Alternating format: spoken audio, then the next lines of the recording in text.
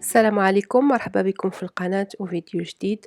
اليوم إن شاء الله غيكون فيديو يوم من أيام فصل الربيع.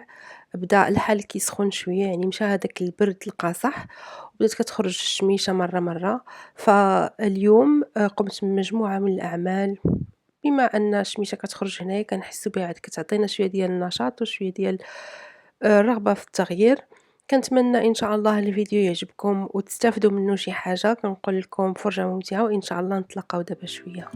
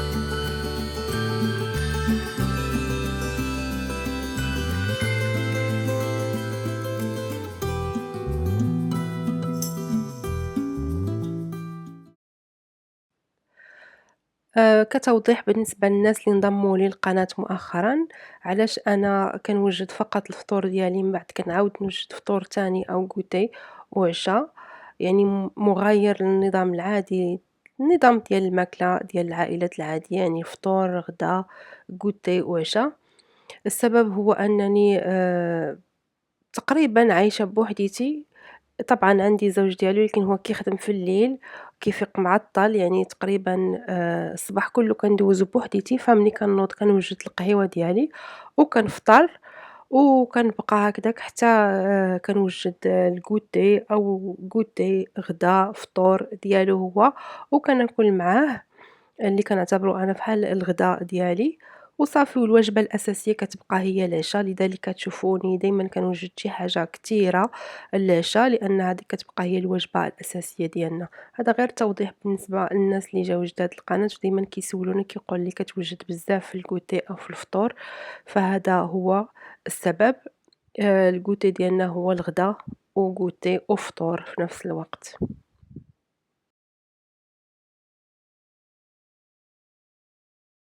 كنحاول على الأقل 2 مرات في العام أنني نجبد الماريو كامل ديالي، ونشوف شنو عندي. المسائل اللي ما بقيتش كنلبسها، المسائل اللي ما غاديش نلبسها كنحيدها نعطيها في سبيل الله. والمسائل اللي فحال دابا ما بقاش هذاك البرد القاصح، يعني هادوك الكبابط الغلاض ما نبقاش نلبسهم، غنطويهم ونردهم الفوق ديال الماريو. وأيضًا الحقائب ديال السفر، أنا هاد العام هذا سافرت فيه بزاف، فما كنتش كنخمّل هادوك الحقائب، يعني كناخد غير الوثائق ديال السفر ولا كارت إلى آخره وكنخليهم هكداك.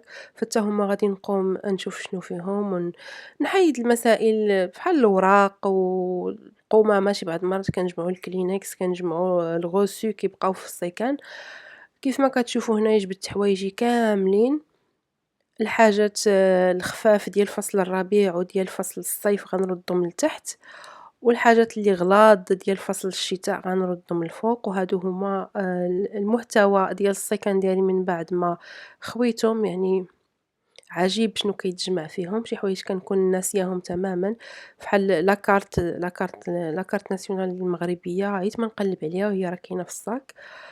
وأيضًا كنلقاو الفلوس، كنلقاو الكارطات الصغار ديال التليفون، الكريمات، السلوكة، نضالر، شي مسائل صافي كنقولوا تلفات لنا كيكونوا في السيكان.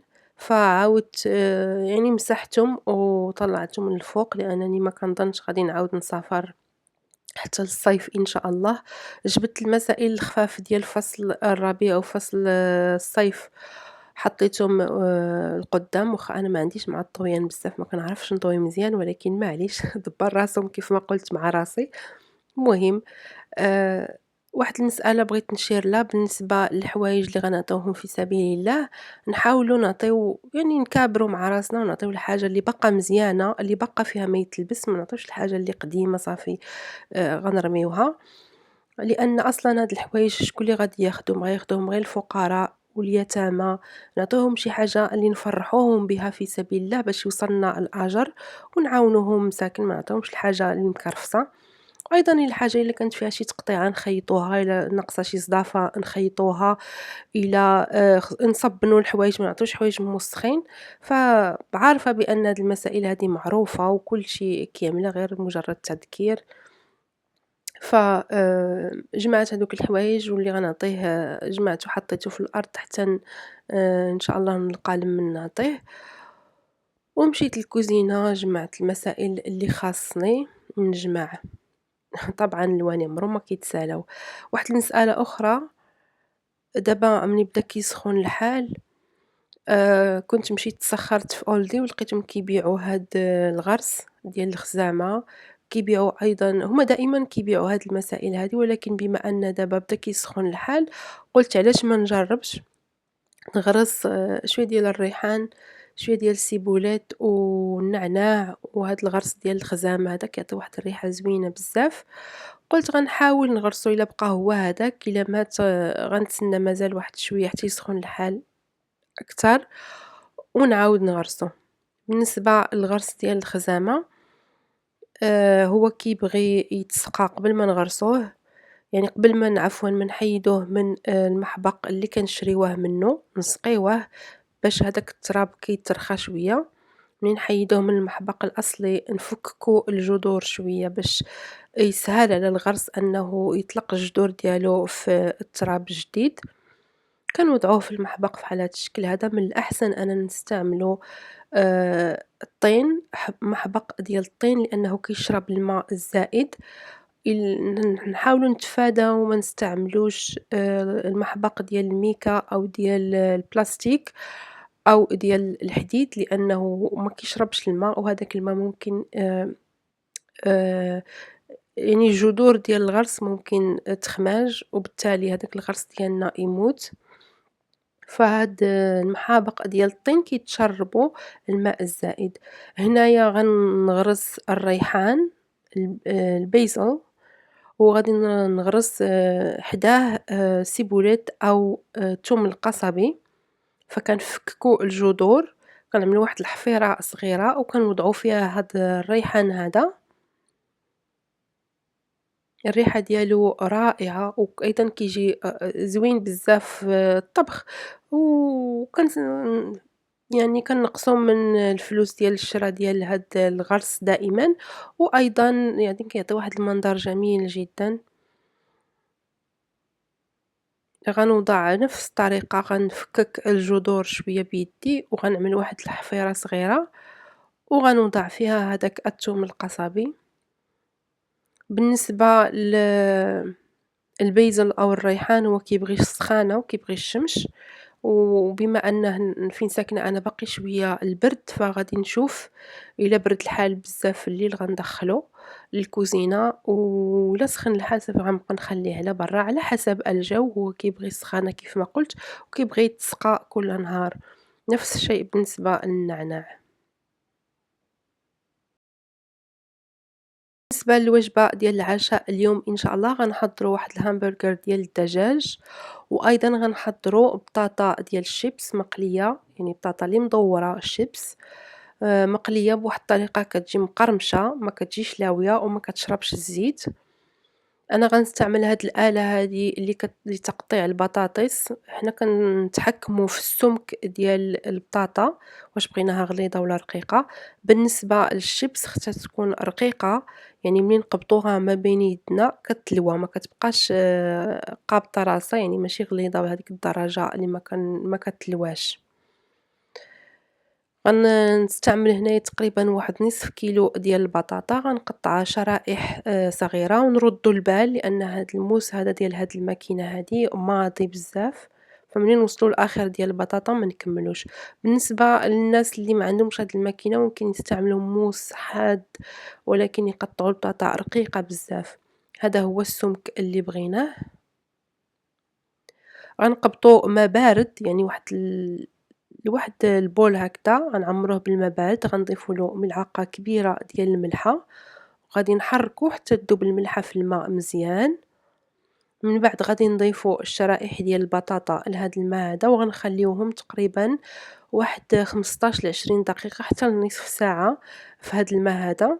الهدف من هاد العملية هادي هو أن بغينا هداك النشا اللي كيكون في البطاطا يخرج، ما يبقاش فيها، باش منين نقليو هاد البطاطا هادي ما يتحرقش هداك النشا وتكحال البطاطا، أو تشرب الزيت بزاف. فكنعملو هاد الماء والملحة باش هاداك النشا ديال البطاطا كيخرج. كيف ما قلت غنخليوه تقريبا واحد 20 دقيقة إلى نصف ساعة.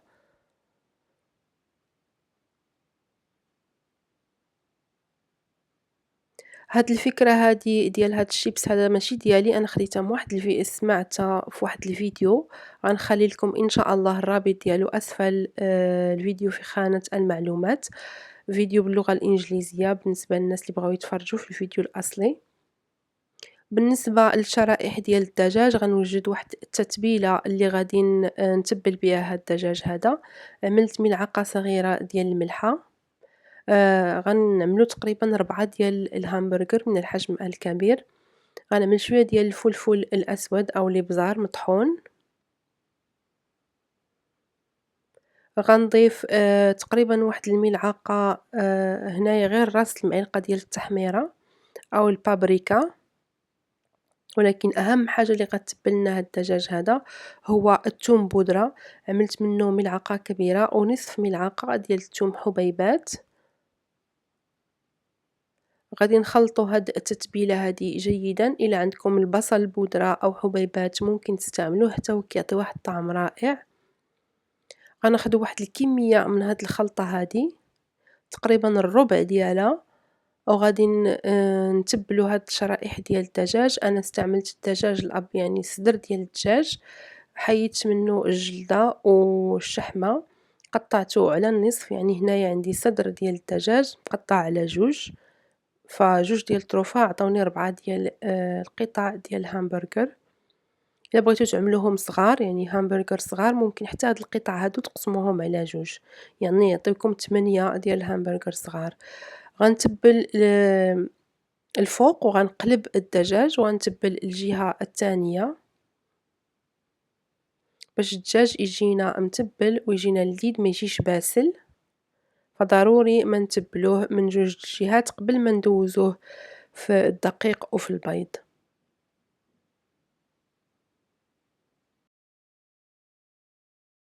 غادي نحتاجو الدقيق الأبيض اللي غندوزو فيه الدجاج، غنحتاجو جوج بيضات، وغنحتاجو لا شابلور أو الخبز المحمص المطحون، وممكن نستعملو أيضًا الفينو أو السميد. أنا ما عنديش لا شابلور فاستعملت الفينو. التتبيلة اللي بقات لنا النصف ديالها غنضيفوه على الدقيق والنصف غادي نضيفوه على الفينو وغنحركو مزيان. نطربو البيض ديالنا جيدًا وغادي نبداو ندوزو الدجاج في الدقيق. نتأكدوا أن القطع ديال الدجاج مغطية مزيان بالدقيق ونفضوا الزائد، وإلا من بعد ملي غنطيبوا هاد الدجاج هذا هاديك الطبقة ديال الطحين والبيض ولا شابلور غادي تقشر وغتنفصل من على الدجاج، فنتخلصوا من الزائد ديال الدقيق ندوزوه في البيض، وأخيرا ندوزوه في لا شابلور أو أنا نستعمله هنايا الفينو. ندوزوه في الفينو ونحطو هاد القطع ديال الدجاج نخليوها على الأقل واحد ربع ساعة قبل ما نقليوها باش تثبت عليها مزيان هاد الطبقة الخارجية ديال الدقيق والبيض والفينو أو لا شابلور. بالنسبة للصلصة اللي غادي ندهنو بها هاد الهامبرغر هذا أو الخبز ديال الهامبرغر، بالنسبة ل4 ديال ساندويتشات غنستعمل 3 د المعالق ديال المايونيز، نصف ملعقة صغيرة ديال الكيتشوب وملعقة صغيرة ديال المطارد.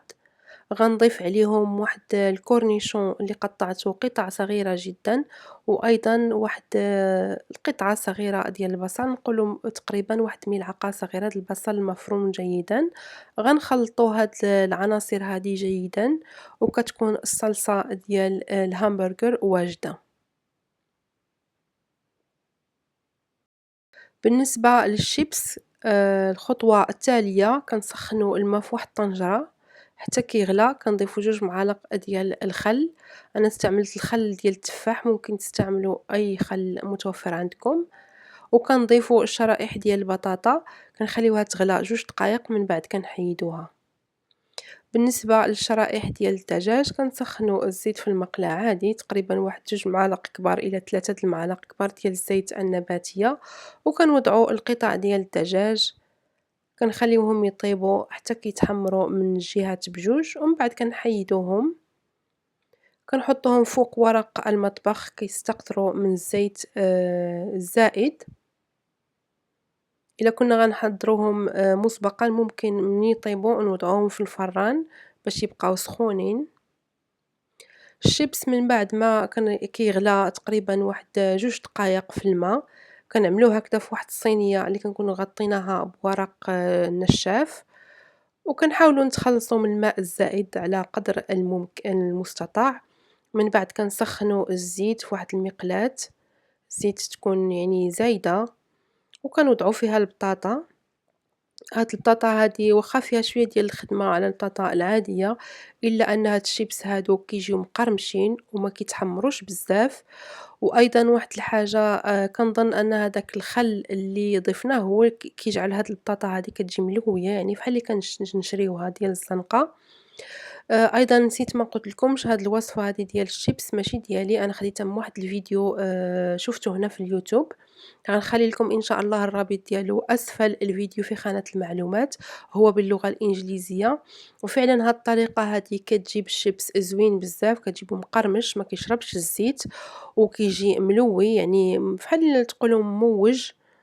غتشوفوا الشكل ديالو دابا شوية إن شاء الله. كنبقاو نقليو البطاطا ديالنا حتى كطيب، ونحيدوها ونحطوها فوق الورق النشاف باش نتخلصوا من الزيت الزيت الزائد.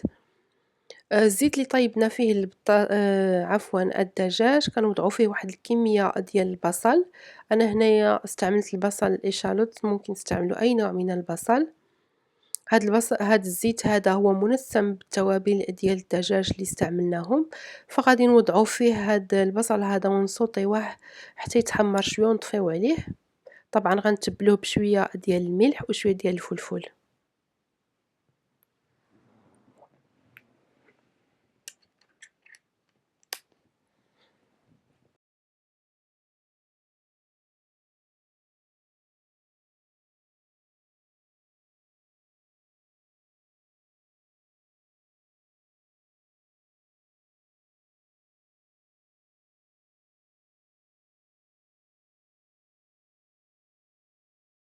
كنحمّروا الخبز ديال الهامبرغر شوية في الفران أو في الشواية، كنضيف واحد الكمية ديال المايونيز اللي حضّرناه، يعني هاداك المايونيز اللي خلطنا معاه الكاتشاب والمطارد والكورنيشون إلى آخره.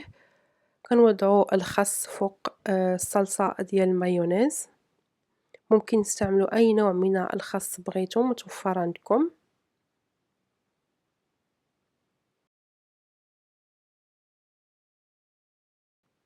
غادي نوضعوا القطع ديال الدجاج فوق الخس، ومن بعد غنوضعوا واحد الكمية ديال الصلصة ديال المايونيز فوق الدجاج غير باش ما يجيش ناشف. طبعًا هاد الأكلة هادي ماشي أكلة ديال الريجيم أو يعني هي غنية بالسعرات الحرارية، ولكن مرة ما فيها بأس. فعود ما نخرجوا للزنقة وناكلوا الحاجة ديال الزنقة، على الأقل ديال الدار كنعرفوا شنو فيها.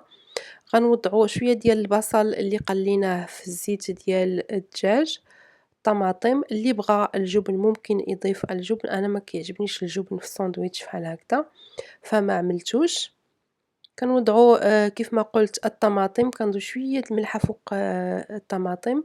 غندهنوا الطبقة العلوية ديال الخبز الساندويتش بشوية ديال المايونيز ماشي بزاف ما نكتروش، وكيكون الساندويتش أو الهامبرغر ديال الدجاج ديالنا واجد.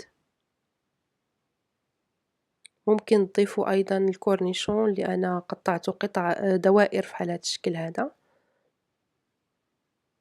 وهذا هو الهامبرجر ديالنا وجد.